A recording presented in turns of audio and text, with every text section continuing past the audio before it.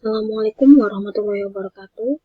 Perkenalkan, nama saya Lulul Mukaroma dengan NPM 115 dari Program Studi Akuntansi. Di sini saya akan memaparkan materi tentang sistem ERP pada penjualan dan pemasaran.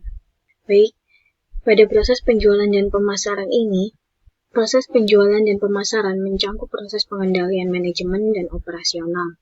Proses operasional mencakup aktivitas harian seperti pencarian calon pelanggan, manajemen kontak, telemarketing, dan surat langsung.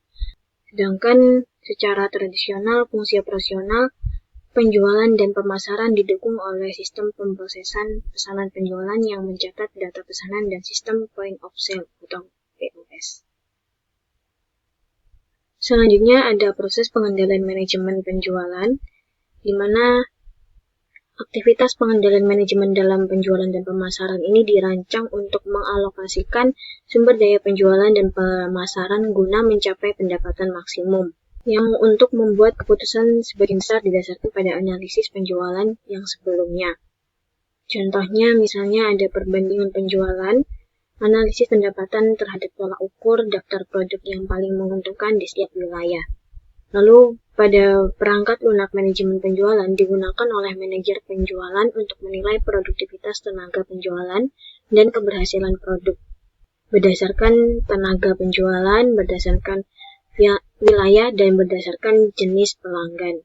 Secara khusus, perangkat lunak manajemen penjualan ini mencapai tujuan yang diantaranya untuk mengidentifikasi produk yang lemah di suatu wilayah, untuk membandingkan kinerja tenaga penjualan berdasarkan jenis produk dan jenis pelanggan, untuk membandingkan kinerja tenaga penjualan dengan sasaran penjualan, lalu untuk menganalisis kinerja tenaga penjualan dalam suatu wilayah. Selanjutnya ada untuk mengidentifikasi tren pembelian pelanggan, dan yang terakhir untuk mengidentifikasi potensi kekurangan atau kelebihan stok dalam inventaris. Selanjutnya ada aplikasi manajemen penjualan tambahan, yang mana perkiraan penjualan penting untuk menentukan potensi kebutuhan pelanggan dari berbagai segmen pasar dapat dikembangkan untuk penjualan keseluruhan menurut wilayah, penjualan menurut setiap produk atau jasa, lalu penjualan produk atau jasa yang baru, dan penjualan menurut tenaga penjual. Perkiraan penjualan menggunakan informasi tentang riwayat penjualan sebelumnya, serta informasi tentang persaingan, permintaan pelanggan, dan tren demografi. Lalu ada iklan dan promosi, di mana untuk mengidentifikasi saluran yang paling efektif. Lalu yang terakhir ada penetapan harga produk yang bergantung pada strategi penetapan harga.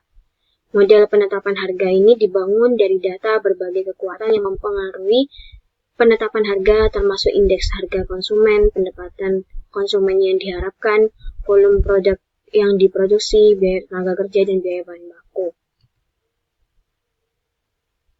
Selanjutnya ada modul penjualan dan pemasaran. Sistem ERP ini berbeda dari sistem tradisional, bahwa sistem ERP ini menyediakan sistem dukungan pemasaran yang terpadu. Selain itu, sistem ERP menyediakan perangkat lunak manajemen hubungan pelanggan atau CRM yang bertujuan untuk mengidentifikasi penjualan prospek, untuk memproses pesanan penjualan, untuk mengelola inventaris, untuk menangani pengiriman, untuk menyediakan penagihan, dan menerima serta memproses pembayaran. Dan untuk manfaatnya sendiri, yaitu kode standar, database umum, dokumen standar, jejak audit, dan data integrasi. Nah, pada gambar tabel 3 ini menunjukkan modul penjualan dan pemasaran dan modul terkait. Di sini ada subsistem, di mana subsistem para penjual ini fungsinya untuk melacak kontak pelanggan yang memberikan penawaran harga kepada pelanggan. Lalu subsistem pemrosesan fungsinya menggunakan kutipan harga untuk mencatat barang yang akan dibeli dan untuk menentukan sebuah harga.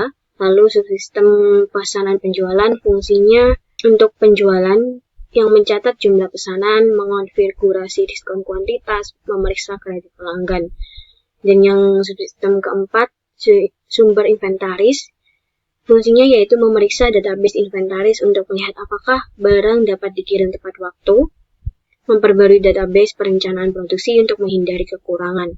Lalu subsistem pengiriman memiliki fungsi merilis dokumen ke gudang, barang diambil, pesanan diproses, dikemas, dan dikirim. Lalu subsistem yang keenam ada penagihan.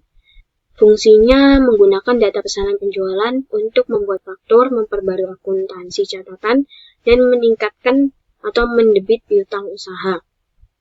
Yang ketujuh ada subsistem pembayaran, di mana fungsinya menerima pembayaran, mengurangi piutang pelanggan secara seimbang dengan jumlah pembayarannya.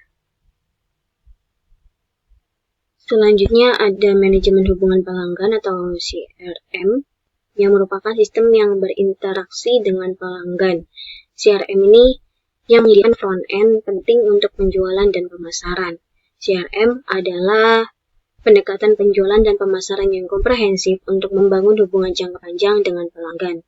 Lalu, perangkat lunak CRM ini berakar dari perangkat lunak otomatis tenaga penjualan, yang dirancang untuk menyediakan manajemen aktivitas penjualan, manajemen penjualan dan wilayah, manajemen kontak, manajemen prospek, dukungan, konfigurasi, dan manajemen pengetahuan kepada perwakilan penjualan.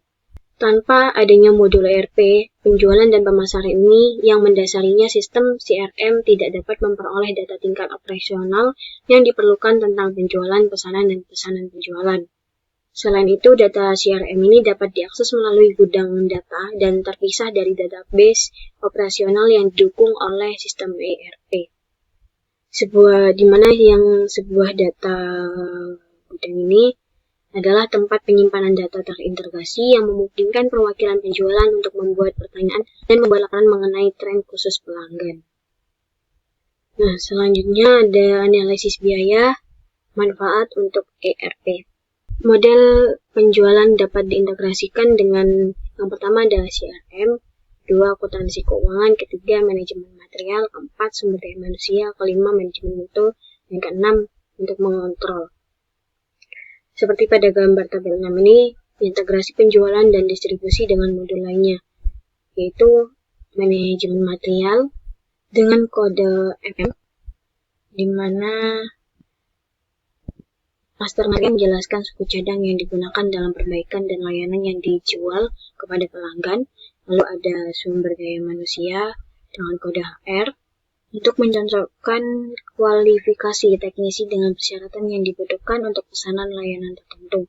Lalu ada manajemen kualitas dengan kode QM untuk memeriksa kondisi bahan yang dikirim kembali ke pelanggan setelah perbaikan. Lalu ada keuangan untuk menagih pelanggan untuk layanan dan menerima pembayaran. Lalu yang terakhir ada mengontrol, yaitu perintah layanan dapat mengumpulkan biaya dan menjadi input ke dalam analisis profitabilitas.